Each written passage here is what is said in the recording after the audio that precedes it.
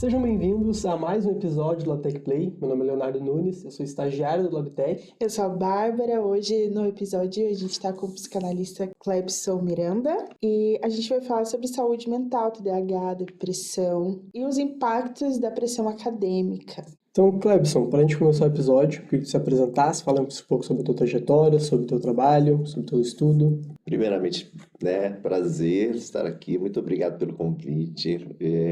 Bárbara, obrigado pelo convite, pelo contato, né? Meu nome é Clebson Miranda, sou psicanalista, já atuo há 8 anos, né, na clínica e vou concluir esse ano, estou no 10º período de psicologia e sou também especializado em saúde emocional, né, e filosofia, teologia. E estamos aí trabalhando em prol da saúde mental, saúde emocional, né? Tem sido muito bom, muito gratificante essa experiência, também como, não só como psicanalista, mas também como graduando, né? Vivendo dentro da faculdade, Sim. toda essa pressão da faculdade. Tu iniciou tua graduação quando na psicologia? Na psicologia, fazem, o quê?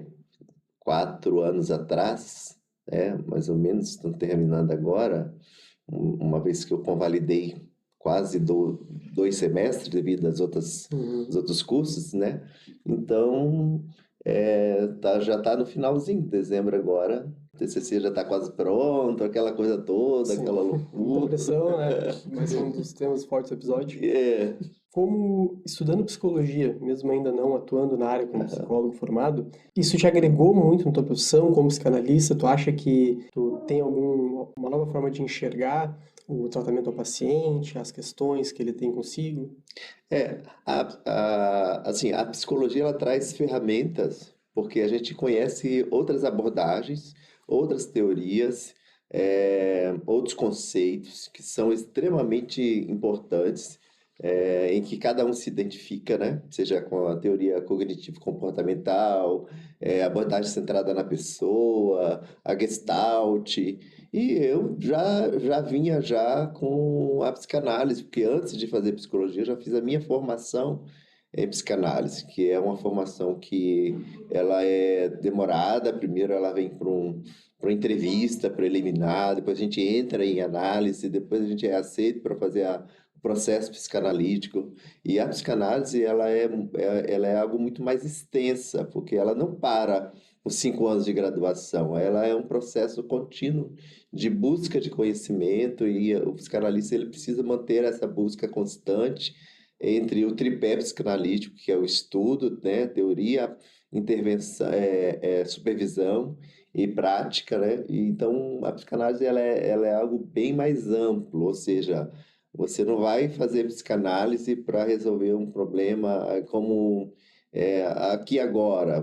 A gente vai buscar lá no profundo, do inconsciente. E geralmente inconsciente é coisa que demora, é uma escavação, a buscar. Tem coisas que você tem memórias inconscientes suas que estão gravadas desde quando você foi gerado no ventre da sua mãe. E elas estão ali gravadas. Então eu não vou resolver o seu problema, muitas vezes, em um dia, coisa que você tem 20, 30 anos guardado Sim. em seu arquivo.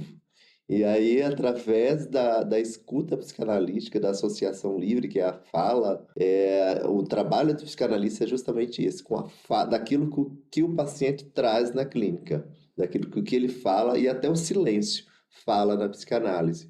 Para a psicanalista, não somente a fala, mas gestos, sonhos, comportamentos, atitudes, tudo que está acontecendo na vida dele tem um porquê do seu inconsciente.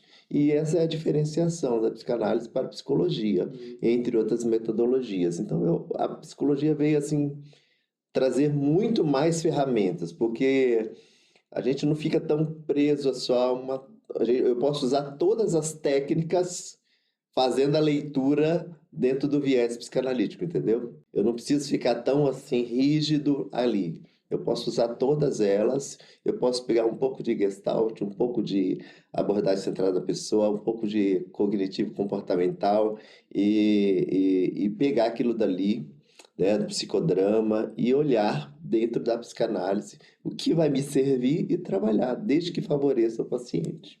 Perfeito, que é o objetivo principal. Justamente. Hoje a gente ouve muito, muito falar sobre a saúde mental, né? Sim. Tá? A gente escuta muito mais do que antes. Você consegue nos explicar como que a gente consegue diferenciar o momento de tristeza ou ansiedade pontual que precisa de uma atenção profissional? Como é original de nós, seres humanos, ter todas essas emoções, eu acredito que, assim, escondê-las não é o melhor caminho. Todos temos ansiedade e angústias, medos, no parâmetro normal. Quando essas emoções ficam exacerbadas e começam a atrapalhar meu foco, minha atenção, a minha vida social, minha vida amorosa, isso é no contexto em geral, quando aquilo começa a me paralisar, seja fazendo eu procrastinar, seja fazendo eu me isolar, ou deixar de fazer coisas que anteriormente eram normais para mim, então eu preciso ligar um alerta e olhar para aquilo. O que está acontecendo que isso está muito elevado? Por que estou tão ansioso? Por que eu estou, né? Porque a ansiedade ela é excesso de futuro, todo mundo sabe, né? A depressão já é excesso de passado. E aí a gente tem que olhar o que está fora do equilíbrio que eu preciso colocar de novo nos trilhos. O TDAH é um transtorno que tem sido falado muito nos últimos anos. Ele já é estudado há muitos e muitos anos, principalmente nos Estados Unidos, mas aqui no Brasil ainda é um tabu um pouco maior. E principalmente com essa questão de tecnologia, de redes sociais, que a gente tem um excesso de informação. Então, como que tu vê isso hoje em dia? Se existe realmente esse boom de diagnóstico, se realmente são pessoas que são consequências do passado que vão aparecendo agora? O que tu acha que anda acontecendo em relação ao TDAH? Eu creio que pelo avanço do conhecimento, todos esses transtornos já existiam, mas não haviam uma nomenclatura, até porque não eram tão estudados, e agora, tanto autismo, TDAH e outros começaram a ter nomenclaturas, foram se diferenciando, né, pelo avanço de estudos, e ainda se faz muito mais estudos com relação a isso. E o TDAH está. Não há uma. Claro que existe de certa forma, uma medicalização, né? Um avanço também nesta área, mas é interessante observar que o TDAH ele vem no olhar psicanalítico, né? Quando a gente olha para a pessoa com TDAH, a gente pergunta do que ela quer fugir, do que ela não consegue enfrentar, que faz ela procrastinar. Qual é a angústia que ela quer evitar?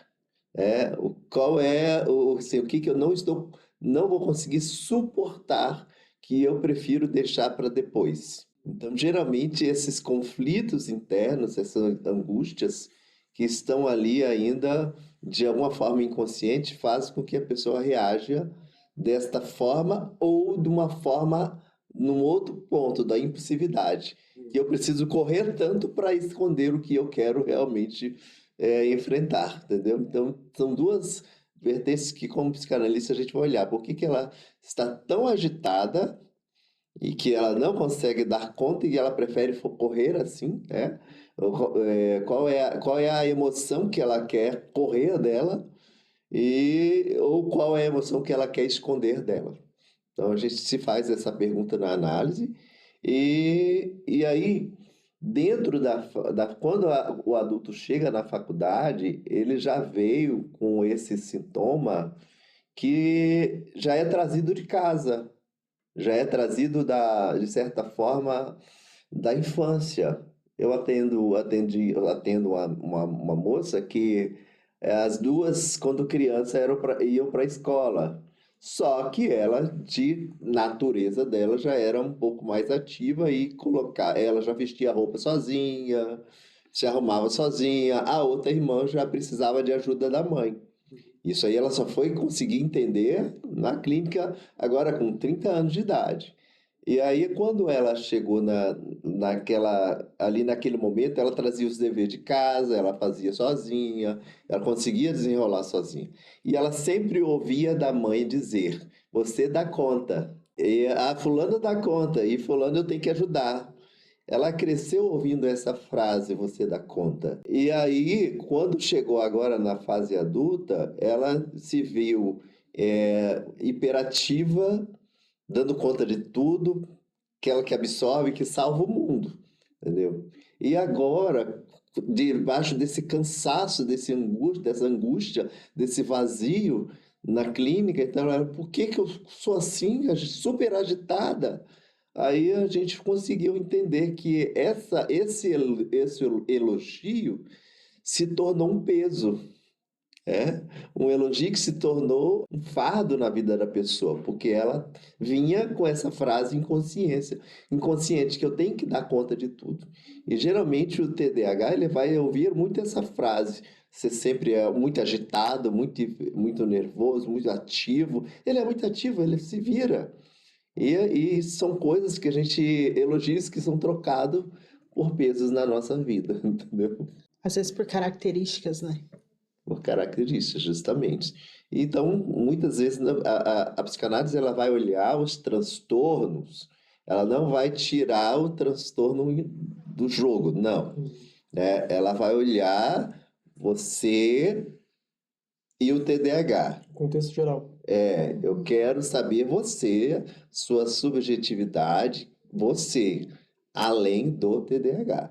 Então, claro que aquilo dali é muito importante, o TDAH, o autismo, a depressão, para fins diagnósticos, para conduzir o nosso tratamento. Porém, eu vou estar olhando você, sempre você. Se eu fortalecer você como sujeito, como ser humano, você vai conviver com o transtorno. Vai ser você apesar do transtorno. Aquilo dali vai ser somente que é você que vai dominar, não ele que vai dominar você, entendeu? É uma característica, não é a personalidade. Isso, eu não posso viver rotulando você. E é isso que a psicanálise faz, ela tira os rótulos. Porque senão a gente vai viver dentro da faculdade, dentro do trabalho, dentro de qualquer ambiente. Ah, porque é o meu TDAH, porque é o meu autismo, porque é a minha depressão, porque é a minha ansiedade. E a gente vai ficando sempre carregando essas muletas né? E isso aí faz muito mal pra gente, né? E você consegue estar com TDAH, com autismo, ser quem você é, apesar disso tudo. Epson, como o TDAH pode afetar o rendimento acadêmico e a vida social dos estudantes universitários? De certa forma, eu tenho um paciente que ele tem TDAH e ele não conseguiu concluir 5 faculdades, Uhum. né? 5 faculdades ele começou e parou, devido justamente o fato do déficit de atenção que ele tinha e aí eu volto lá na infância, no seu período primário, escolar, ele ouvia do pai dizer, né? Você é burro, você não dá conta. Você não vai conseguir nada. E aí quando ele se via em frente aos desafios de trabalhos escolares, tarefas de casa, o que tinha que fazer, ele não conseguia.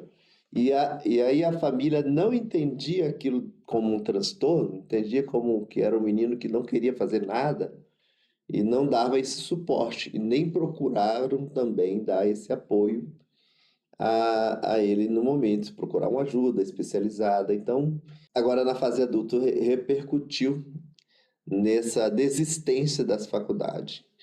Afeta de certa forma porque por ele não se sentir compreendido e não falar daquilo que está lhe afetando, ele acaba trazendo um bloqueio para dentro da sala de aula. Muitos não falam, né? Não tem uma rede de apoio dentro de sala de aula e por essa dificuldade preferem se isolar e viver ali naquele sofrimento psíquico entre perguntar e ser taxado como uma pergunta idiota, uma coisa, né, sofreram o tal bullying dentro da sala de aula, ou até mesmo existe sempre dentro das turmas aquela turminha dos que sabe demais, aquele grupinho que fica num canto, e aqueles que mais tímidos. Nós tínhamos dentro da nossa sala alguns uns grupos que eram dos 40 a mais, 50 anos, né? E tinham grupos que tinham acabado de sair do ensino médio. Havia uma divisão bem. No outro semestre, aquilo aí foi diluindo, eu fui percebendo que havia uma certa divisão. E aquele grupo que tinha suas dificuldades já de acordo com a idade e tudo, né? Entrando um pouco, eu vou chegar lá no TDAH, eles tinham dificuldade de perguntar, porque quando perguntavam, aquele grupinho de jovem ia, fazia chacota. Sim. Uhum. Ah, são os velhos, são os idosos. Havia aquela situação. E dentro de uma daquelas, ele tinha uma de 60 anos que tinha TDAH. E ela não conseguiu, desistiu. Porque ela chorava na hora de apresentar um trabalho, havia, né, um certo transtorno ali. Então, eu creio que por não falar, por não conseguir esse apoio, essa rede de apoio, não vou generalizar, claro, estou falando daquilo que eu vivi, mas eu também estou falando de uma situação que eu vivi dentro de sala de aula, onde tenho um amigo meu que é deficiente visual e tem algumas dificuldades, e outros, como no semestre passado, a gente teve uma roda de conversa e você tinha que escolher alguém para falar alguma coisa. E várias pessoas falaram, até mesmo por causa da minha questão da psicanálise antes da faculdade, falaram, eu gosto tanto do Klebs porque ele faz com que as pessoas se misturam.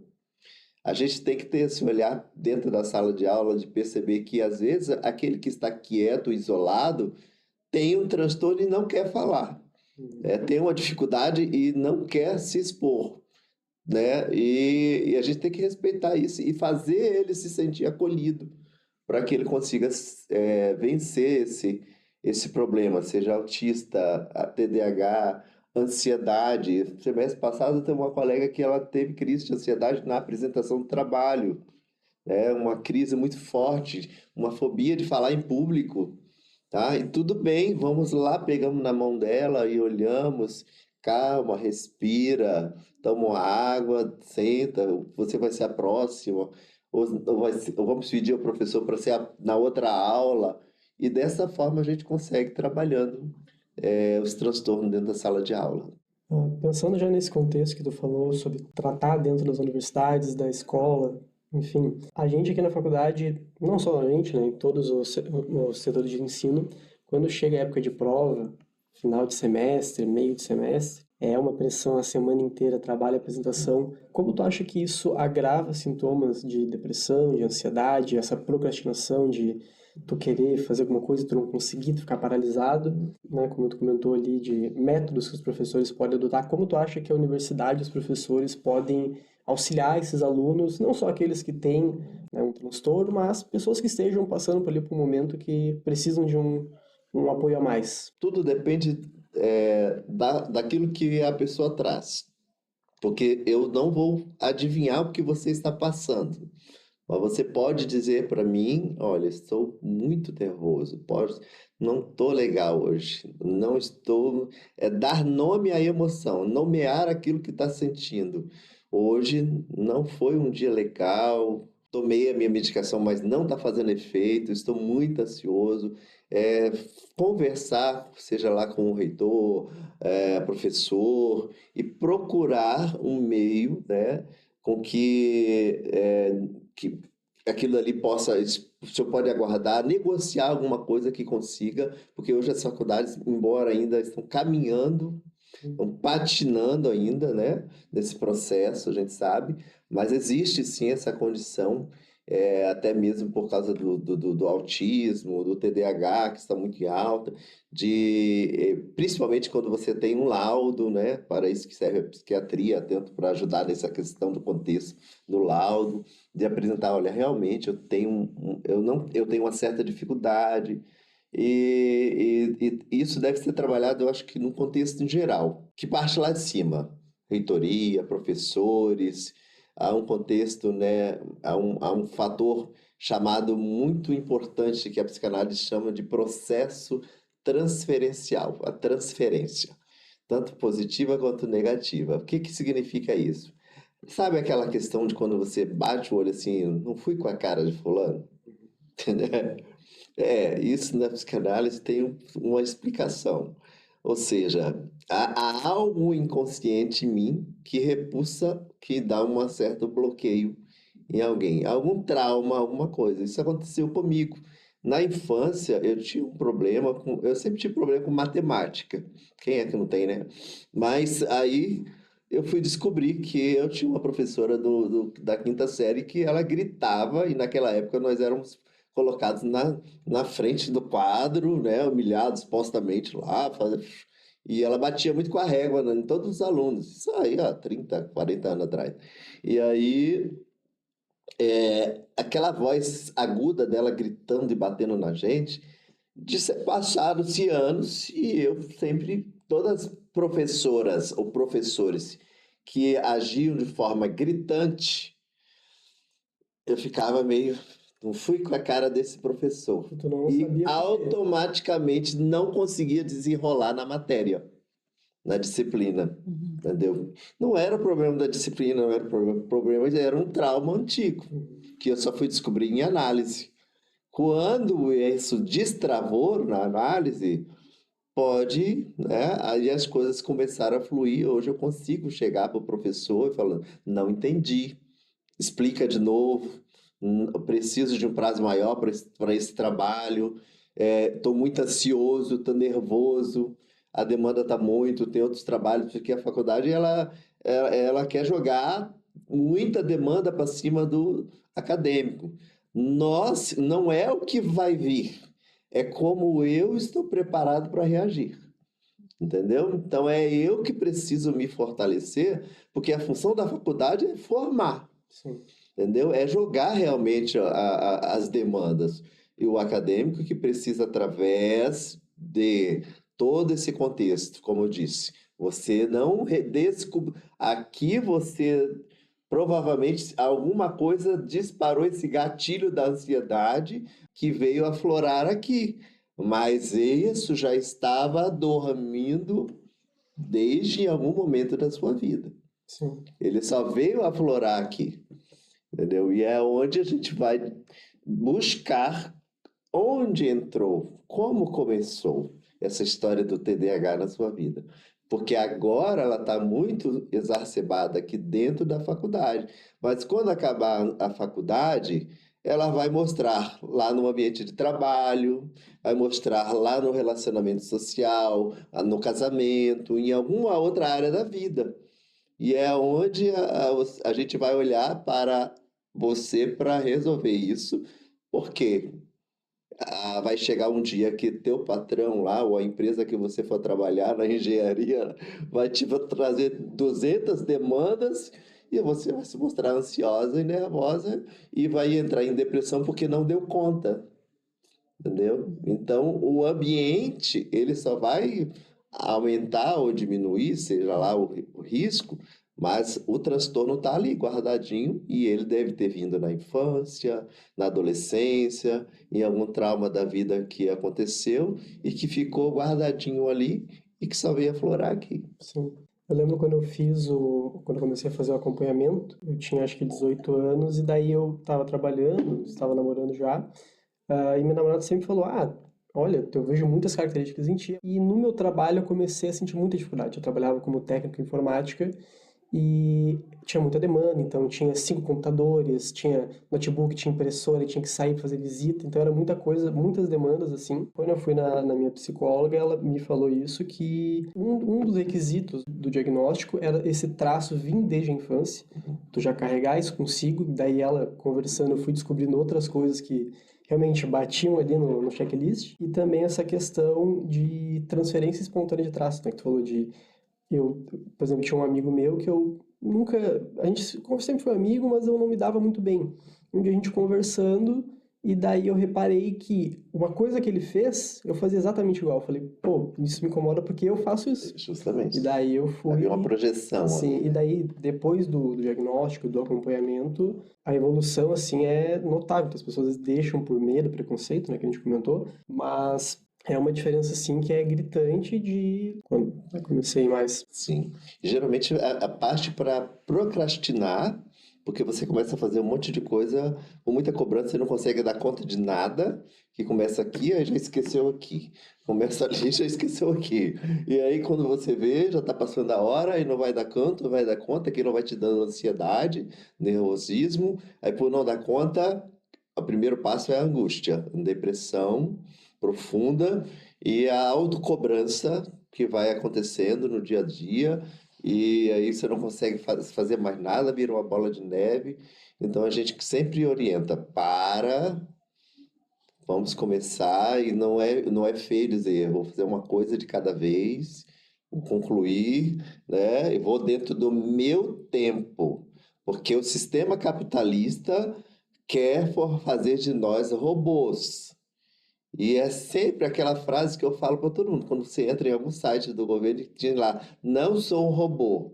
Aquilo dali é excelente para todo mundo lembrar que você não é uma máquina de produzir o tempo todo. Você tem que parar e ir no seu tempo. E a maior dificuldade que nós temos hoje, em qualquer ambiente escolar, laboral e até familiar, é entender o tempo do outro.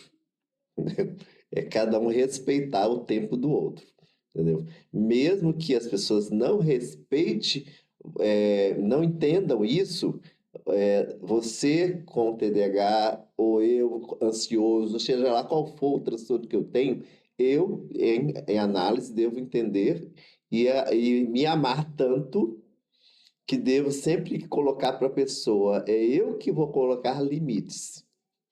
Não posso pegar mais do que 5 trabalhos. Até aqui, ponto. Ah, sinto muito, porque o problema do TDAH é a dificuldade de dizer não, né? A maioria deles tem essa dificuldade, que pegam, porque principalmente os hiperativos, eles pegam muita coisa e assimilam muitas tarefas e nem dão conta, porque isso é natural, né? Até mesmo quando vai fazer uma entrevista de emprego, eles falam, eu quero um proativo. Na verdade, esse proativo eles querem, eu quero um robô que faça tudo, né? E aí a pessoa entra naquela proatividade e fica naquela loucura, e ou seja, eu quero uma pessoa que não tenha limites. É isso que o capitalismo quer. Alguém que não tenha limites, que toda demanda que eu colocar no seu ombro, você vai dar conta. Agora é eu que tenho que fazer isso, então não posso, não quero. Até aqui, hoje eu só posso atender X, amanhã eu atendo isso. Eu vou dando prazo, entendeu? Porque é eu que vou me organizando para eu não morrer sufocado dentro do TDAH. Sim. Você percebe que a universidade ainda é um ambiente que não compreende bem a ansiedade, depressão dos universitários? Bastante. Você tá dentro, né? Dentro Ainda, é né? bastante. Eu creio assim, existem até quando eu olho assim, eu falo assim, né, esse daí precisa de terapia, né? Esse professor, né? Eu falo assim, algum deles eu falo assim, esse daí precisa urgente, entendeu? Porque alguns deles vieram com aquela coisa assim, eu fui formado assim. No meu tempo era assim. Então eles acham que eles têm que reproduzir, né? Reproduzir nos alunos a hostilidade que eles sofreram, que também é um tipo de projeção, de transferência. Então, quer dizer, o trauma que ele sofreu no passado, no seu ambiente de faculdade, porque na minha época tinha que fazer isso, não tinha computador, tinha que ler, tinha que fazer, então vocês também vão ter que fazer. Então, eles querem jogar esse trauma para frente. E aí acaba trazendo muitos professores assim, que a gente olha assim, dá vontade de dar um pacote de terapia para eles, né? Para ver se eles conseguem ser mais flexíveis. Eles têm a dificuldade de entender que os tempos são outros, que, claro, não havia assim os diagnósticos, mas que também havia não havia essa cobrança capitalista de tanto trabalho. Hoje todo mundo trabalha, todo mundo tem 2, 3 empregos e ainda faculdade, e que muitos têm dificuldade de ter de parar na frente do computador para uma aula online, um autoestudo, só que eles não querem saber, eles também têm as pressões deles, que vêm já do sistema, não sei se é o sistema do governo, que já coloca isso com aquela pressão de tantas disciplinas, de tantas tarefas que tem que fazer, e eu acho que aí para um pouco, né? Tanto que observa-se quase a maioria das faculdades elas passam muita teoria e a maior parte dos alunos sai despreparados, com pouca prática, com pouca nas suas áreas. Eu tenho colegas que vão fazer estágio agora que eu mesmo ajudei atendendo com ansiedade, que como que eu vou fazer na frente de um paciente? Porque ainda me sinto despreparado para isso. E aí, só que a pressão está ali, né? O tempo todo dos docentes, né? E não tem esse preparo para um espaço aonde possa se aliviar essa angústia dessa faculdade. Eu acho que ainda falta. Clebson, o que tu acha que é uma estratégia importante para o aluno, para o universitário, acadêmico? O que ele pode adotar como método de estudo ou alguma coisa que ele possa adotar para abaixar um pouco essa ansiedade, esse estresse, a lidar melhor com os trabalhos? Algum acompanhamento que ele possa fazer em casa, né, no seu momento de ansiedade, assim, de angústia? Olha, eu tiro pela minha experiência própria, né? Até porque eu já estou numa pós-graduação agora, então tá tudo meio, né, aquela correria. Mas o que eu faço? Eu tiro um tempo, os estudos, tudo que a gente faz, tudo, por exemplo, dia de provas ou trabalhos. Eu sempre oriento nessa primeira etapa, quando está voltando ao semestre agora, ou quem está começando, né? Eu não sei como é que vocês fazem aqui na UDESC, mas geralmente as provas do N1, as primeiras provas, tentem tirar uma nota melhor nessas primeiras, para que lá as segundas, as finais vocês não fiquem tão correndo, né? E também, quando tem muita coisa acumulada, é bom falar em casa. Eu sempre falo, olha, essa semana eu preciso de mais silêncio, eu preciso de ficar mais isolado, mas não é nada com relação a ninguém. Eu preciso ficar mais no meu quarto, eu não vou aceitar convites, não vou fazer, eu vou tirar um tempo para mim. E eu sempre tiro um tempo para dar uma meia horinha, uma volta na praia, uma volta no shopping para tomar um sorvete, sozinho, com a sua própria companhia, tá? Que não é, isso fala da solitude, né? É um tempo que você faça algo que você goste. Tocar um instrumento, ou botar um fone, ouvir uma música, assistir um filme, no meio do caos todo, para tudo, né? Abre um parênteses ali e faça algo que te dá prazer, algo que você goste, tá? Geralmente, eu costumo falar isso para as pessoas que procrastinam, que elas fazem uma coisa e fazem uma recompensa. Conseguiu, faz uma recompensa. Essa recompensa não é que você vai sair lá gastando dinheiro todo, é algo que você goste de fazer, que você vai falar naquele momento. Agora estou me dando de presente esse momento por causa dessa conquista. Lavei a louça, vou ir no rodízio sushi. Entendeu? Então eu vou fazer uma pipoca, eu vou ficar assistindo um documentário, um filme que eu gosto. Não, não, nada relacionado àquilo, completamente fora daquele contexto, entendeu? Então, às vezes eu vou olhar vitrine sem comprar nada, às vezes eu vou só tomar um sorvete, às vezes sentar meia horinha na beira da praia e olhar para o mar, ou alguma coisa. Tem gente que toca um violão, canta uma música, liga um som lá, completamente fora daquele contexto, passou, né? Hoje eu vou me permitir, então, não sair de casa e vou dormir cedo. Ai, e aí, no início é difícil, Quando você olha aquela montanha de trabalhos e o computador olhando para você do seu lado, mas você dá uma pausa e dá uma.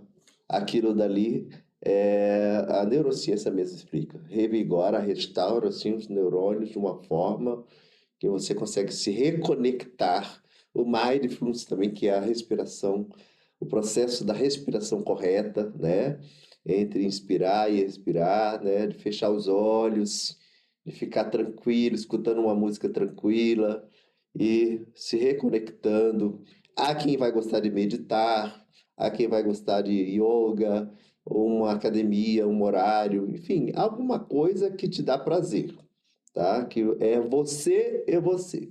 Existe uma técnica, existe algo que todos que já andaram de avião vão lembrar. Quando você está prestes a decolar, o comissário faz toda aquela coisa ali, né? E aí eles falam assim: ao despressurizar a máquina, máscaras de oxigênio vão cair. Coloque a sua primeira e depois colocará no outro. Ou seja, não consigo dar oxigênio para ninguém se eu não tiver o meu. Não é orgulho nem egoísmo, é autocuidado. Primeiro, você só pode salvar o mundo se você tiver com oxigênio.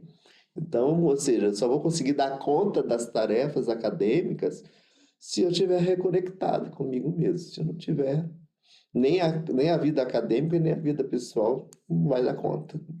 Clebson, que tipo de acolhimento e políticas públicas você acredita que as universidades poderiam adotar para cuidar da saúde mental dos estudantes? Deveria ser, deveria ter, né? Claro, né? Embora o governo tenha assim algumas leis que, porém, a gente ainda vive nesse sonho, né? Eu acho que com o avanço do número que o Brasil está enfrentando uma epidemia de saúde mental, a gente sabe disso, né? E já se ligou um alerta, né? Principalmente no ambiente corporativo, que agora vem a NR1 com a obrigatoriedade de implantação de saúde mental no trabalho, em todos os ambientes.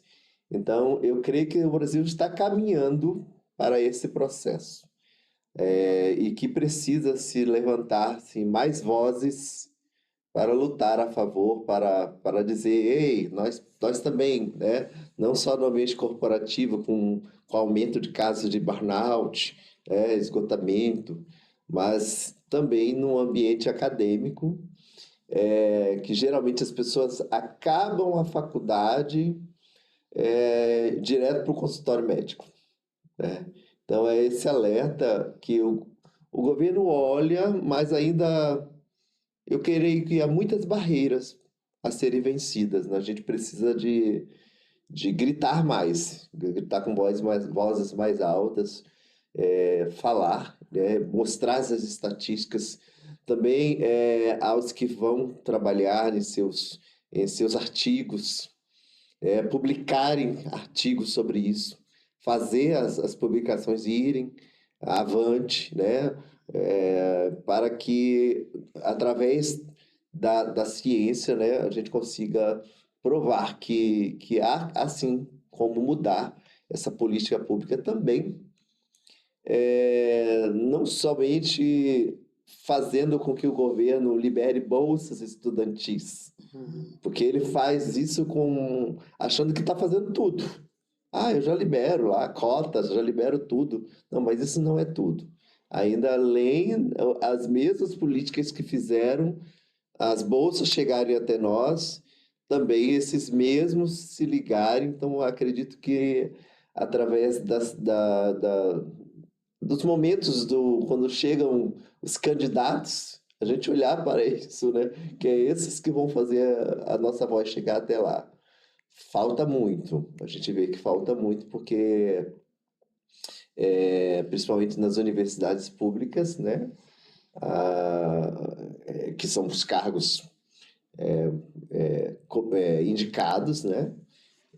Deveriam ter, mas eu volto àquela história do professor, que foi formado naquela cultura de 1900 e bolinha lá atrás, e acha que tem que perpetuar aquele ciclo, Para ser justo, para não, né, Isso, ser mais entendeu? fácil. Perpetuar aquele ciclo.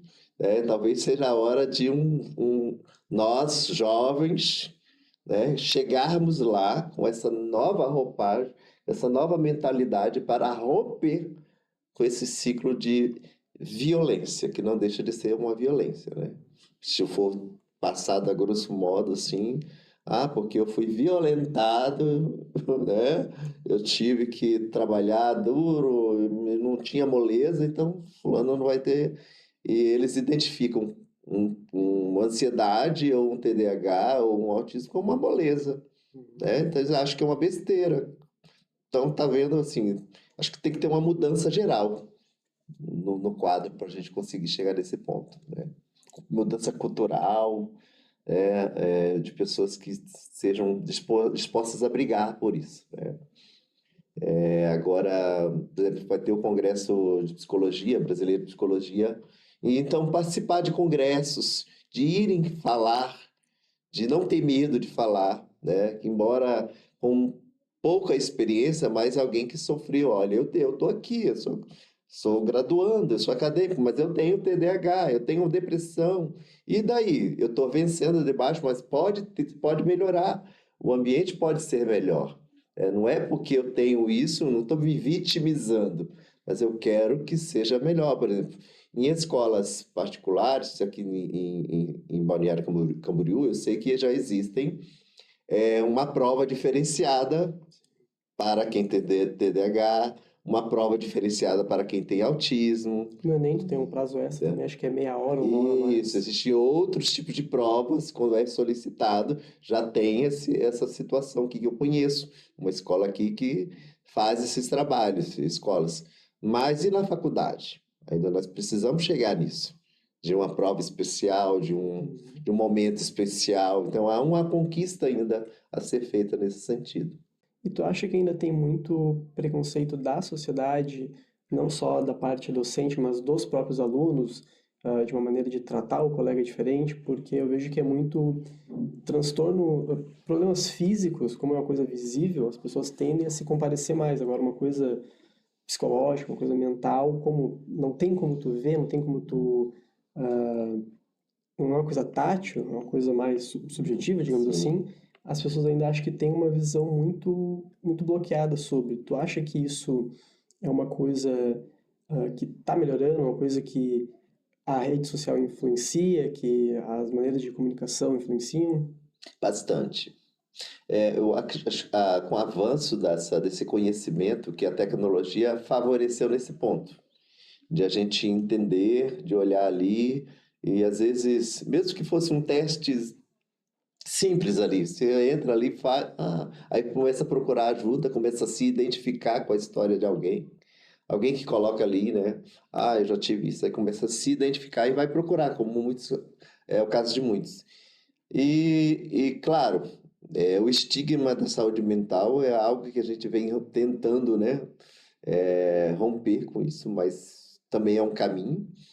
E a gente vê que ali a questão de, como eu disse anteriormente, procurar ajuda profissional de um psicólogo, um psicanalista, um psiquiatra, até os nossos, é tão cultural que se você chegar em casa e falar que está com problema de ansiedade, até dentro de casa vão ridicularizar, Falta né? de Os trabalho. primeiros são os de dentro de casa Sim. a entender assim.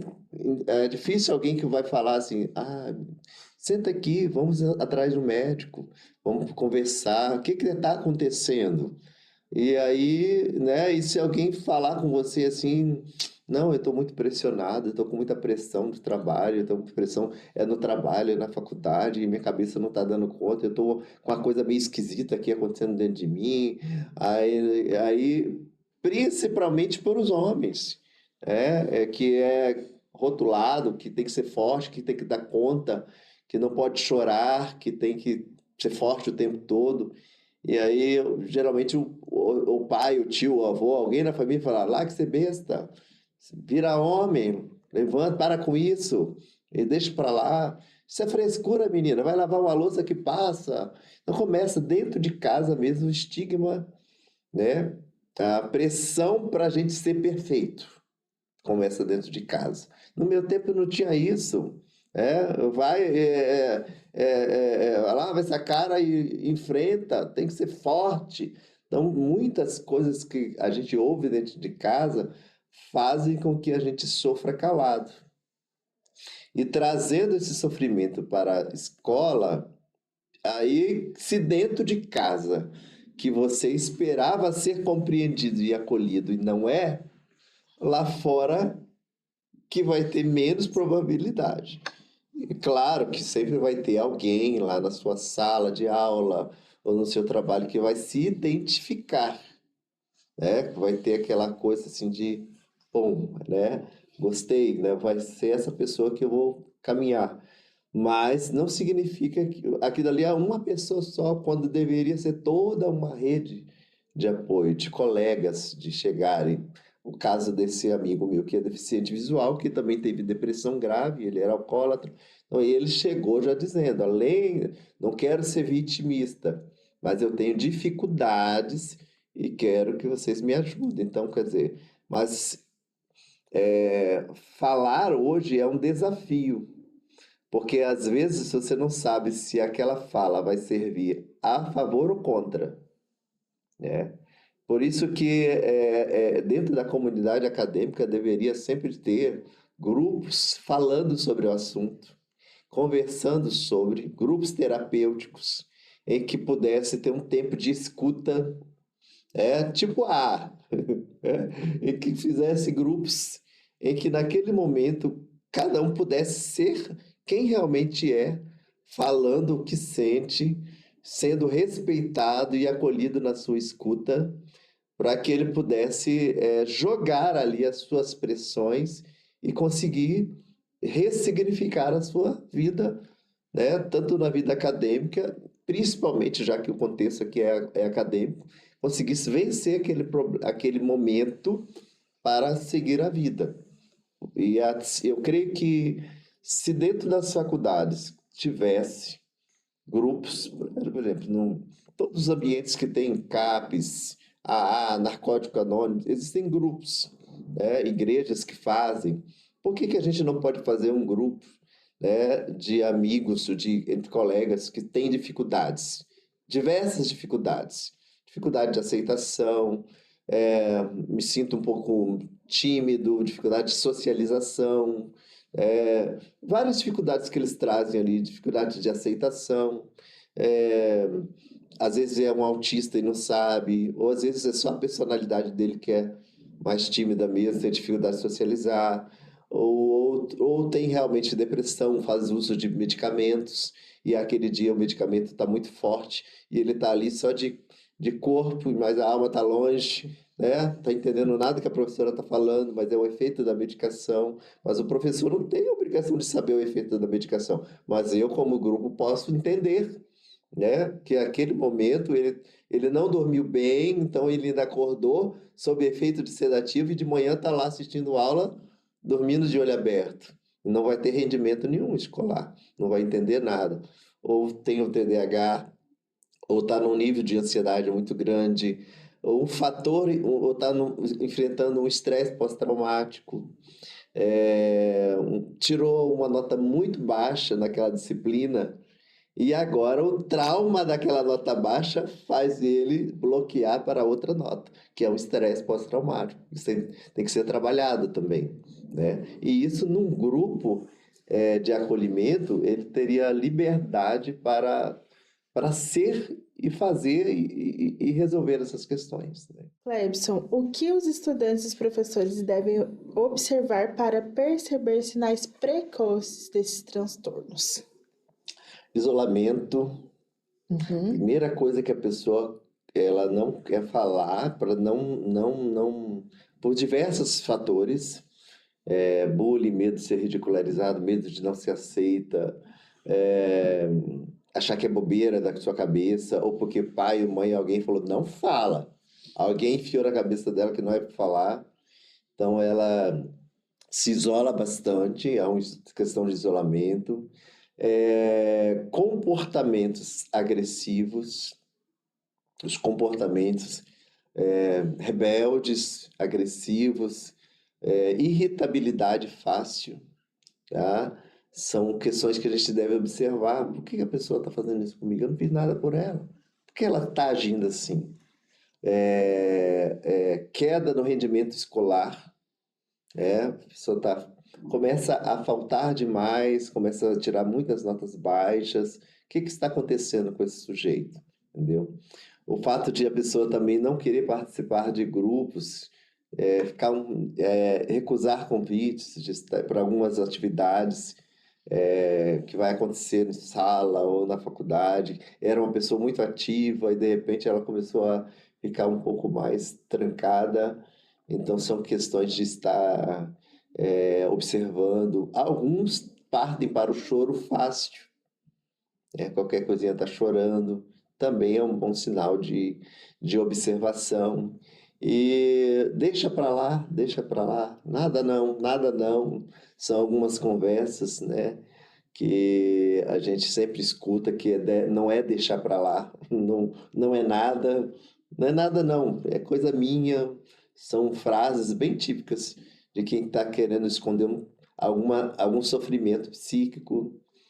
E quando elas não conseguem esconder tanto sofrimento, alguns, como o borderline, começam a sua automutilação, né? Que você tem que começar a observar a questão de roupas longas, comportamentos agressivos, né? Surtos psicóticos, e por aí vem essas outras questões que aí ou pode estar acontecendo também. A pessoa descobriu o transtorno recentemente e está numa fase de negação, né? E aí ela parte para outros comportamentos também, diferentes do que ela tinha. E também a falta de medicação. Existe gente que não teve acesso ainda ao serviço de saúde, foi diagnosticada, mas não está em tratamento, ou o tratamento não está adequado, não está dando certo. Entendeu? Então, às vezes, ela precisa trocar de profissional, não tem como, então vive naquele conflito. Junto com o transtorno, então, aí vem também a questão, como eu falei, do estigma familiar, perda de emprego, perdas sociais que vão trazendo ela a ter várias perdas e que ali na sala de aula ela vai refletir. E aí a gente tem que olhar para todo esse contexto. Por isso que a psicanálise fala da subjetividade, não olhando aqui, né, só o que está acontecendo, mas olhando a amplitude do que está em volta, né? Porque é fácil falar só daquele comportamento. Atrás de um comportamento, segundo a psicanálise, segundo a psicologia, há uma história. E aí cabe a nós, claro que, mas eu não sou profissional da psicologia, mas você é um ser humano. O básico que o ser humano pode olhar e perguntar, né? O que está acontecendo com essa Tá tudo pessoa? bem? O que eu posso fazer? O que eu posso contribuir para você hoje? Você está legal hoje? Quer conversar? Não quero. Quer ficar sozinho? Posso ficar do seu lado sozinho um pouquinho? Entendeu? Porque às vezes é o que ela precisa. Uhum. Você está com dificuldade em tal matéria, quer uma ajuda, tá? O que você precisa que eu possa te ajudar? Se não quiser conversar, quer que eu procure alguém? Quer falar com alguém? Quer um profissional? E assim a gente pode ir, né, aliviando as cargas, né, um pouco desse sofrimento. Até essa questão que tu falou do professor, por exemplo, de ele passar aquele ensinamento que ele teve para os alunos, aquele sofrimento. Essa questão, né? Falta um pouco de empatia, porque se a gente passou por isso, a gente sabe como é ruim, a gente sabe que naquela época a gente ficou ansioso, ou, né, se a gente já ficou triste em algum momento, a gente sabe que a pessoa também tá, não faz uma diferença. A gente talvez queria naquele momento ter essa ajuda e agora a gente pode fornecer, a gente deixa de lado. Geralmente, assim, por exemplo, eu tinha um professor que ele falava que ele era, assim, duro na visão dele. Eu sou assim, porque eu acho que, sendo assim, eu vou forjar bons profissionais. A justificativa dele era essa, que eu tenho que cobrar, tipo assim, um quartel, né? Uhum. Que tem que sair bons profissionais, que se eu for muito flexível, você não vai ser um bom profissional, entendeu? Só que não justifica a grosseria, a dureza, entendeu? Porque o que faz a pessoa ser um bom profissional, porque pô, tem 50 alunos dentro de uma sala de aula, mas não é o que eu acumulei somente daqueles 5 anos de faculdade, é o que vai acontecer comigo depois, a minha busca pelo conhecimento. O meu profissionalismo não está baseado só nos 5 anos de faculdade. O meu profissionalismo depende do que eu vou fazer com ele, né? Porque tem gente que vai sair dali que vai ser muito bom, mas tem gente que vai ser muito ruim, que vai colocar aquilo dali tudo numa caixinha e não vai fazer nada, né? Porque em todas as esferas existem bons e maus profissionais, tá? Só que o que acontece? Todos eles receberam o mesmo conhecimento. Mas é o que eu vou fazer com aquilo que eu recebi. Entendeu? Eu posso ser um excelente psicólogo, porque eu vou continuar estudando, me qualificando, buscando conhecimento, fazendo a minha supervisão, minha análise pessoal, melhorando como ser humano. Aí sim, mas eu posso também simplesmente só ir lá, olhar e dar umas, né, ouvir e não fazer nada. Então, e o que vai fazer um bom profissional não é aquela rigidez toda, né? Ele, infelizmente, era infeliz nessa colocação. E todo mundo fugia dele. Tinha gente que tinha trauma só de ficar na frente dele para apresentar um trabalho. Quantos traumas ele não deixou na vida de vários estudantes por causa desse jeito rígido dele ser e ele nunca mudava.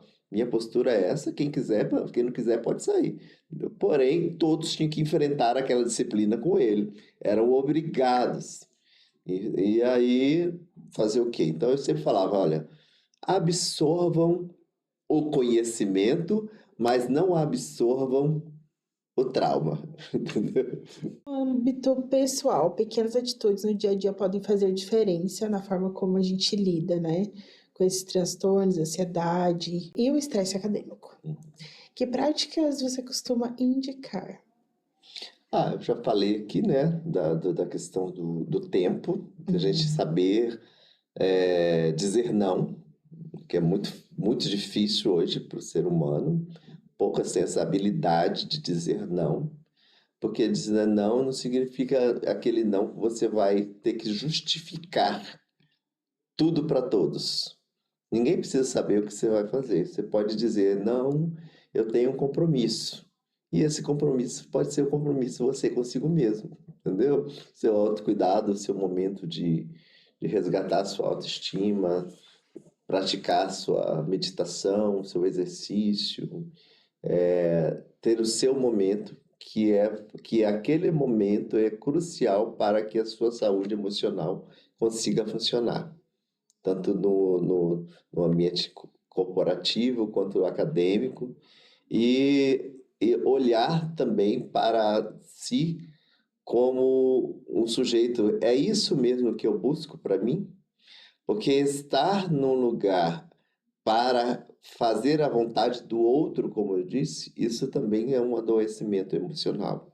Muitos acadêmicos estão em algum curso para agradar o pai, a família, porque a família toda segue esse rumo, não porque é o que eles querem ser na vida, tá? E aí, olhar também para o que pode ser feito, que através disso para que ele não viva representando um papel, sendo ele mesmo. Que a pior coisa é a gente viver a vida do outro. Eu estou vivendo a vida acadêmica pelo meu pai, vivendo a vida acadêmica pela minha mãe, sonho deles. Mas e o seu sonho? Aonde está você nessa história? O que você está fazendo? É, é, vou viver esses 5 anos desse estresse acadêmico por eles. É a realização, claro. Todo pai quer ver um filho sendo formado, né? Mas isso aí está em conexão com aquilo que você quer ser, está em conexão com aquilo que você é realmente, ou vocês entraram, ou você pode fazer isso, mas você também tem liberdade para fazer o que você quer, entendeu? Porque tem muitos acadêmicos que só têm essa opção, não tem opção de serem o que eles querem ser, seja na vida pessoal, particular, na acadêmica, no trabalho. Ah, eu tenho que trabalhar na empresa, que a empresa é do meu pai. Muitos falam assim, mas a pergunta que eu sempre pergunto hoje na clínica e deixo aberto para você, que no âmbito pessoal, quem é você? Coloque-se na frente de um espelho e olhe bem fundo dentro do espelho e pergunte para aquela pessoa que está do seu lado, quem é você? E tente responder. Porque geralmente você vai receber respostas ali. A minha mãe diz que eu sou isso, meu pai diz que eu sou isso, minha tia fala que eu sou assim, minha avó fala que eu sou assim, meus amigos falam que eu sou assim. Eles vão trazer várias qualidades que você está vivendo baseado nelas. Mas você consegue dizer quem é você, você trazendo a sua essência, a sua realidade? Eu deixo a pergunta para vocês aqui. É uma pergunta difícil de responder. Mas fica essa reflexão, porque a partir do momento que você descobrir quem você é, o que você quer e aonde você quer chegar, entendeu? Já é um ponto de partida que vai fazer com que você consiga lidar com a ansiedade, que geralmente a ansiedade ela vem de fora, de fatores externos. E aí, quando eu consigo me reconectar comigo mesmo, eu vou saber lidar com a ansiedade, com a depressão, com todos esses fatores e essas cobranças externas que vêm sobre mim, principalmente no mundo acadêmico, porque geralmente atrás do mundo acadêmico tem a família pressionando, tem a pressão dos amigos, você tem que ser alguma coisa na vida. E aonde está escrito isso? Que você tem que. Você precisa ser você, e a partir de você, você vai reconectando aquilo que você vai desejar como propósito de vida. Meu propósito de vida é uma engenharia, meu propósito é uma psicologia, meu propósito é uma medicina, meu propósito, né? Porque a psicanálise encara essas profissões como sintomas, como propósitos na vida que nós vamos ser. E o que que eu vou fazer com a engenharia? Ou só para ganhar dinheiro ou para realização pessoal? O que que eu vou fazer com outro, né, com a medicina ou com a arquitetura, seja lá qual for a vida acadêmica que eu vou escolher. Então, a primeira coisa é reconectar-se consigo mesmo. A partir dessa conexão, dessa descoberta de quem você é e desse fortalecimento do seu eu, da sua autoestima, daí, lidar com ansiedade e as pressões vai ser só um detalhe. Clebson, para a gente encerrar, a gente gostaria de pedir que tu desse uma recomendação. Pode ser de um livro, de um filme, um perfil ou alguma coisa que tu acha que vai agregar para os nossos ouvintes no dia a dia deles. Olha, eu gostei muito do filme Palavras nas Paredes do Banheiro, acho que esqueci, Palavras na Parede do Banheiro, que fala de um transtorno de esquizofrenia, que é um adolescente que descobriu esse transtorno Sim, já vi. na escola. E o desafio foi muito grande para ele e a família, que toda aquela fase de negação, jogava remédio fora, o surto vinha, então as vozes dentro da faculdade, todo aquele processo, e como que ele teve que trocar de faculdade, enfim, é um filme que mexe bastante para entender o sofrimento dele dentro daquele contexto.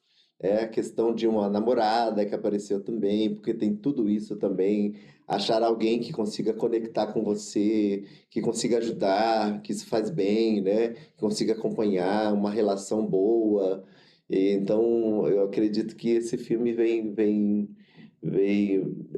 interessante para quem gosta dessa leitura, né?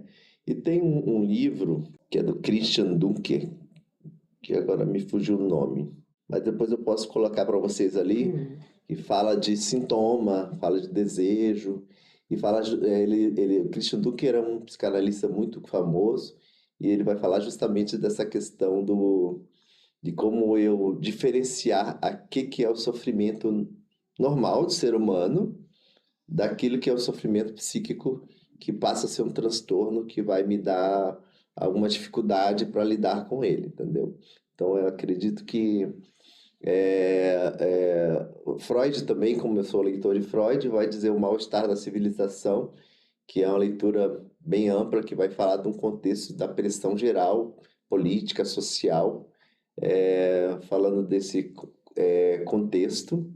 E também os primeiros escritos de Freud vai também falar de repetição, né? Ou seja, e de sintoma, o que eu trouxe aqui, falando daquilo que eu posso repetir na minha vida como sofrimento ou como sintoma familiar, trazendo para o mundo acadêmico também, que é bem interessante. Clebson, e para quem quer acompanhar mais do seu trabalho, a gente consegue te encontrar nas redes sociais e por onde mais? Nas redes sociais, no Insta, né, Psi Clebson Miranda, e eu atendo no consultório na Rua 700, né, aqui tem ali, no próprio Insta tem o contato, que as pessoas entram ali e buscam o contato e agenda a consulta para fazer a sua análise pessoal. Sempre dizendo que a análise pessoal, ela requer disponibilidade e desejo da pessoa encontrar-se consigo mesmo. Em alguns momentos ela vai encontrar com aquilo que ela não gosta, mas é necessário para ela destravar muitas coisas.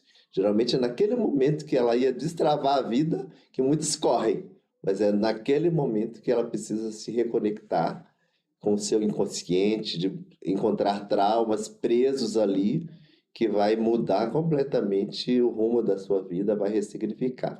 Por isso que a análise é bem importante. Façam análise, gente. Clebson, muito obrigado por estar aqui. A gente adorou esse papo. Acho que nossos ouvintes também vão amar. Para quem quiser saber mais, a gente tem um podcast no Spotify, no YouTube, LabTech Play. Temos também as redes sociais, no Instagram, estamos no LinkedIn. E nos agradecemos por mais esse episódio. Muito Sim. obrigado. Obrigado. Obrigada, gente. Obrigado. Tchau. Até o próximo episódio.